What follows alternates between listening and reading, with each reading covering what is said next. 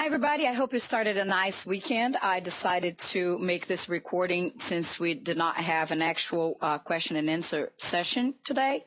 But I wanted to address a little bit of the reaction that I've been noticing from a lot of people in regards to their goals and their fat loss process. Just want to remind you that we're really trying to address a lifestyle that is a fat loss lifestyle.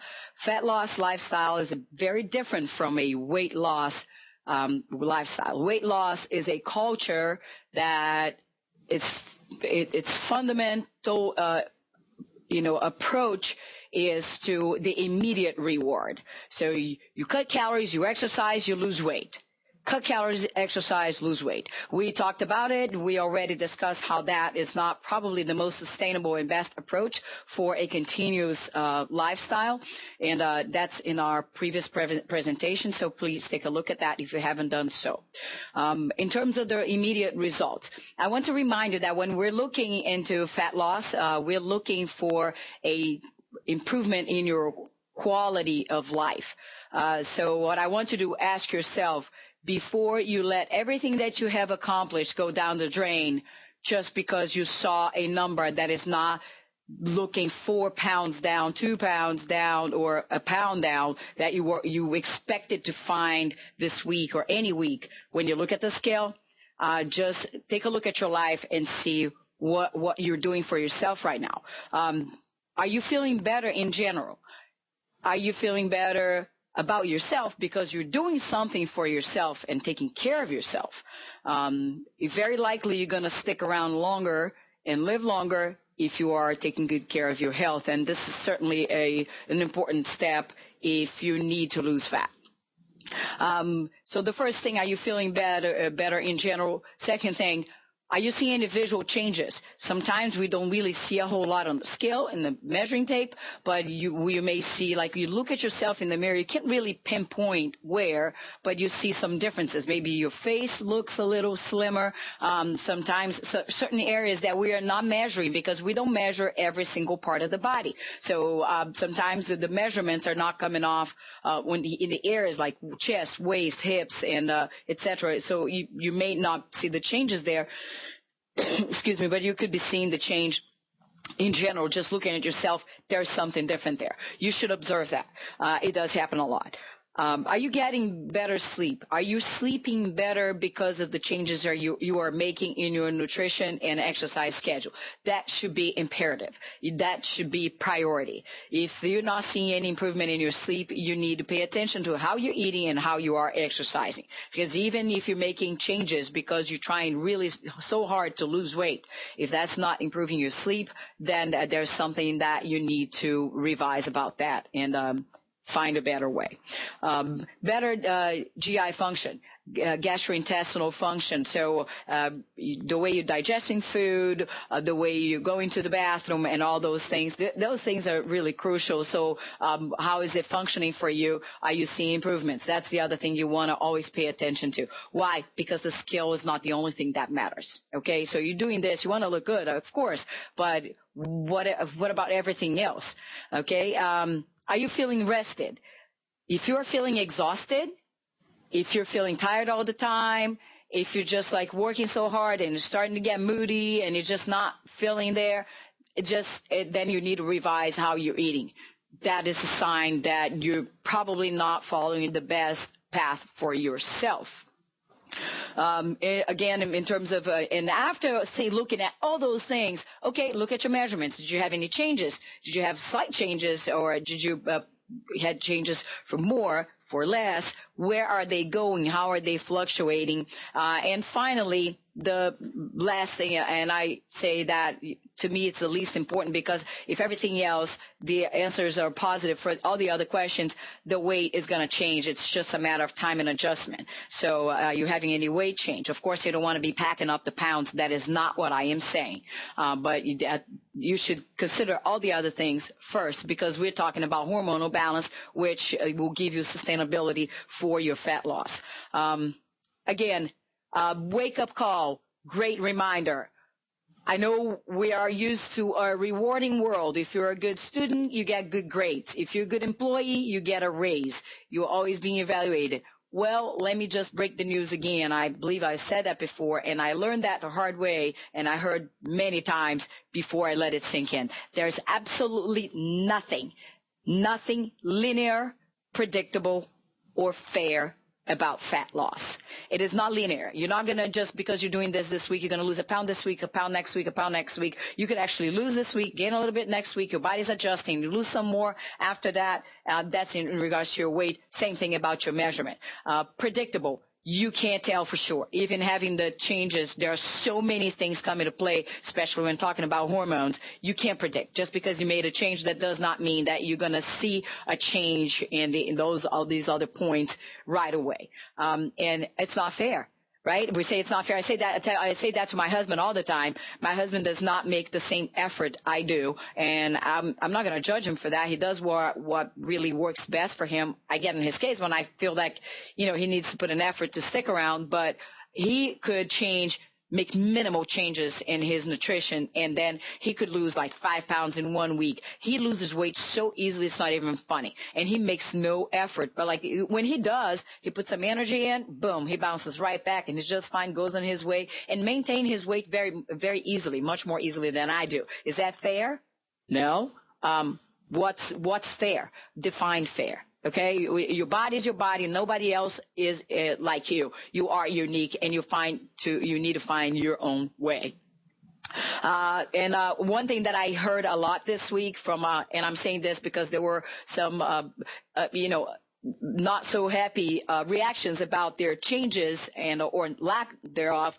I was eating right and exercising, so I'm disappointed. I understand. I relate. I have been there. I have done that. I see myself in that situation quite often, more often than you could possibly imagine.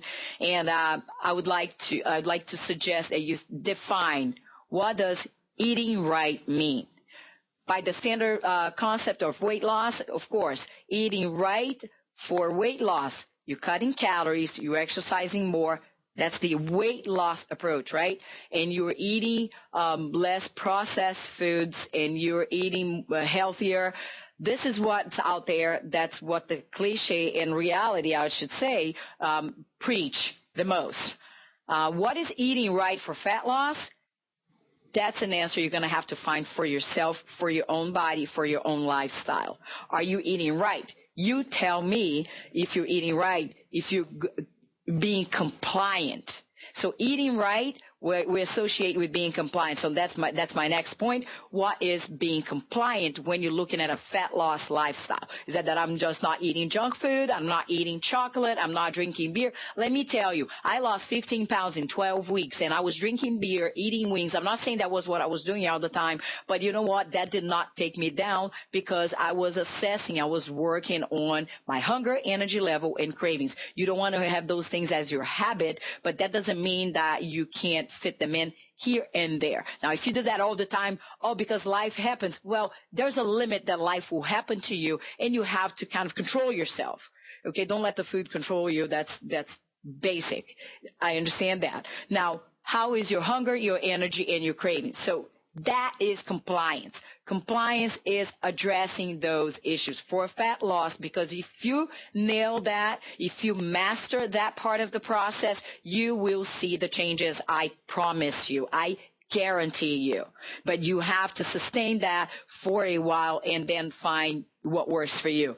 Now, when you say, yeah, my energy, hunger, and cravings have been stable, and then I hear that, and then suddenly I see a comment popping up saying, oh my gosh, when is dinner? Oh my gosh, I'm so tired. And I'm not saying that you guys did that. I'm saying in general, with my clients, with people in general who are trying to pursue those goals. Ask yourself, have your hunger, energy, and cravings been stable since you started the contest, since you started making those changes? So what kind of eating pattern did you decide to follow? how do you balance your eating with your exercise? If you're not doing that proportionally to the volume of exercise, you will fall into metabolic compensation. So are you eating less and exercising less? That's one of the options. Are you eating more and exercising more? That's another option that you can also lose fat. And are you eating less and exercising more? That's the weight loss mentality, the dieter's mentality. That's the immediate reward. You see some weight coming off real quick, and then very commonly, 7 to 10 days, you fall into metabolic compensation. Very commonly happening, okay? So pay attention, careful with that approach. I'm not saying you have to follow my approach. You're just in a contest. I'm just following offering you my knowledge, but that doesn't mean you have to follow what I say to be part of the contest or anything. You do whatever you want, but take that in consideration. And some people, believe it or not, could lose weight eating more and exercising less. It has a lot to do with their hormonal balance and cortisol level, but that also does not last for very long. Talk about being fair, right? So what is the other thing very important is that what is your stress level assessment right now? Are you assessing your stress level? How are you assessing that? Are you doing your leisure walks? I've been talking a lot about that. And when I see a lot of, frustrated reactions to the lack of results or stagnant results, I wonder, are you walking 1 hour a day? Are you doing rest and relaxation activities at least 3 times a week? Well, I don't have time for that. Then if you're following the approach I am offering you, that's not going to work for you. I'm sorry, break the news. It's not going to work because you're not working on your stress level. And just so you know, just to remind you, maybe sometimes I have to remind people of that.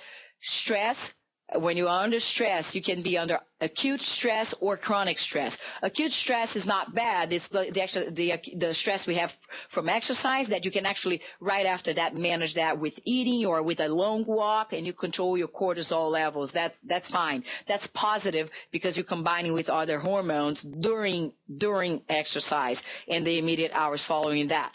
But then it comes back down and you're fine. Now the constant stress, the chronic stress, and there are several different types. It could be work, it could be emotional, it could be anything. It could be exercise. So if you are over exercising, that could be create a chronic issue with your stress. That the long-term one, that's what's going to become a problem for you.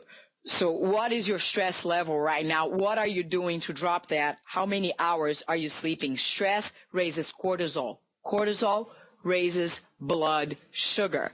When your blood sugar is up, what happens? Your body shoots insulin.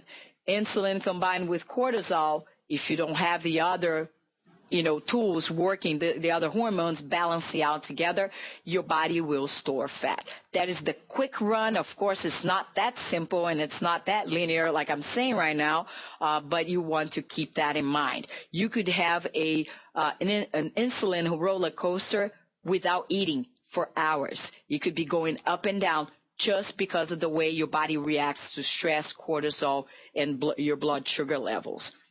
Now, talking about compliance, so let's talk about what things are you craving right now. Are you not craving at all anything? Because there's the normal craving. We feel like eating things, personal preference. And there's the craving that you go like, I really need to eat some bread now. I really need some chocolate. Oh my goodness. Especially if you're in that time of the month, menses usually are common, I'd say culprits on that, on the cravings. Are you craving? What things are you craving? What are you doing when you're craving? Are you making your adjustments to correct that?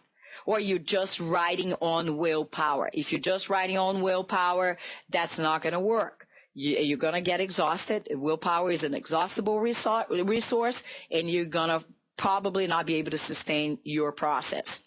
Do you feel exhausted? I already asked that, so keep in mind, if your energy level is not staying stable, if you're not feeling good, getting to the end of the day completely exhausted, if you're not making changes, you're not being compliant. Being compliant means assessing your body, your reactions, investigating what works for you, and making the adjustments, make the modifications you need to.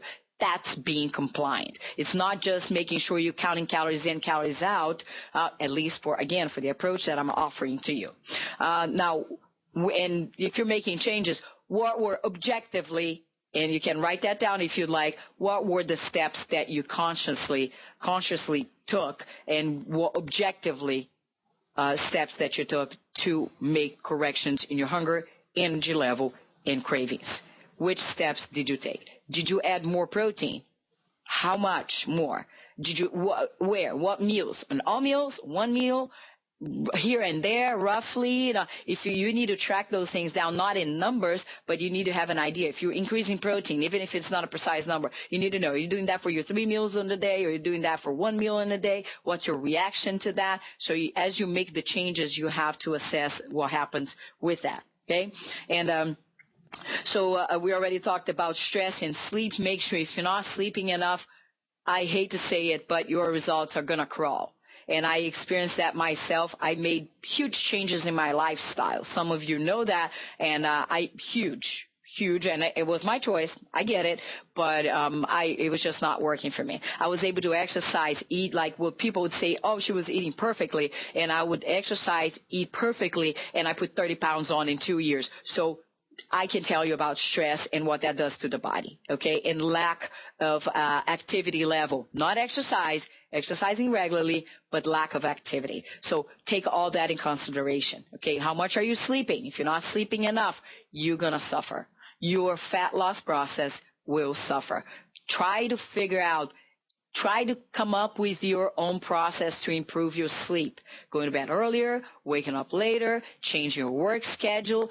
Anything that you can do. Taking naps during the day, that's one thing that really helped me. Taking naps during the day did. One more thing that I would like to say is that I know there's a lot of confusion choosing between shakes and meals. Just to clarify, if you're doing shakes, there are different types of shakes. Smoothies are a big trap. I have had several clients coming to me very excited that they made a smoothie that tasted really good with their protein shake, and I probably have never seen so much fruit in a protein shake in my life from when I heard from them. Okay. So no, it was just a half a banana, a third of a cup of berries, plus about like 5 to 6 strawberries. You already blew up in sugar. They're by far like way back then.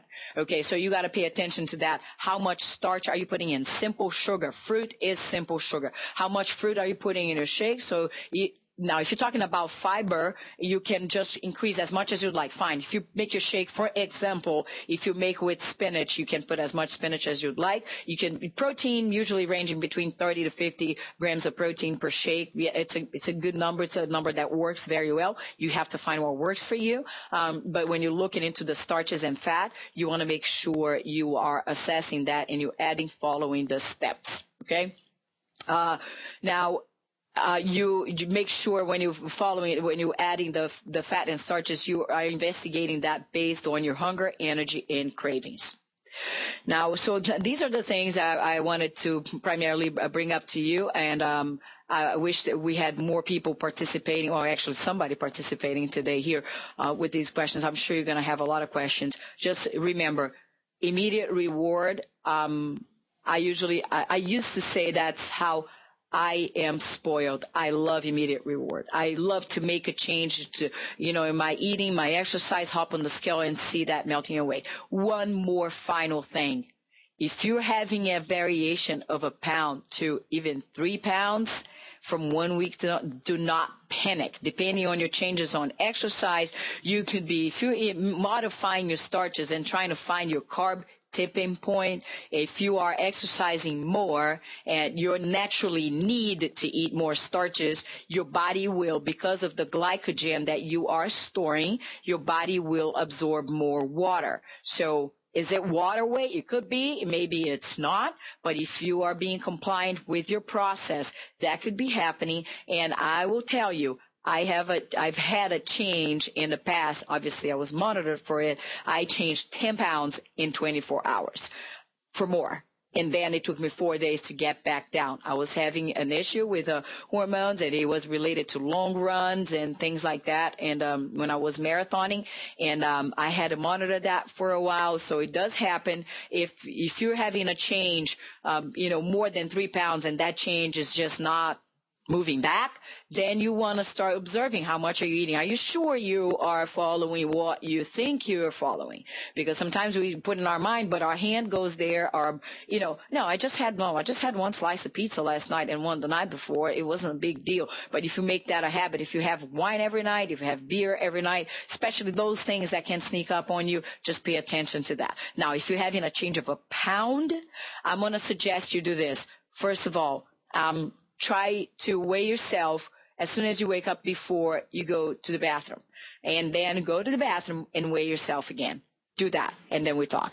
Now, same thing. If you are, just weigh yourself, drink like 3 glasses of water, 2 glasses of water, go weigh yourself. Those are things you do throughout your day. It depends. Your body may take a little longer to get rid of that fluid that you had the night before, and may not just go out as soon as you pee in the morning, may not just get rid of that weight. So it is so minimum. It's so small that you should not, see where that's where the weight loss trap is.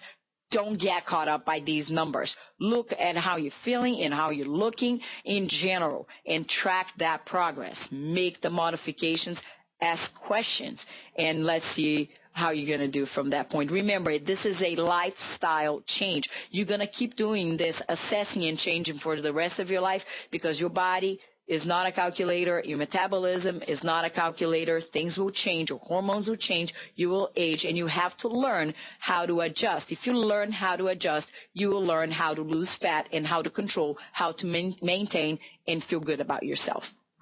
Ask me questions, and I'll see you next time.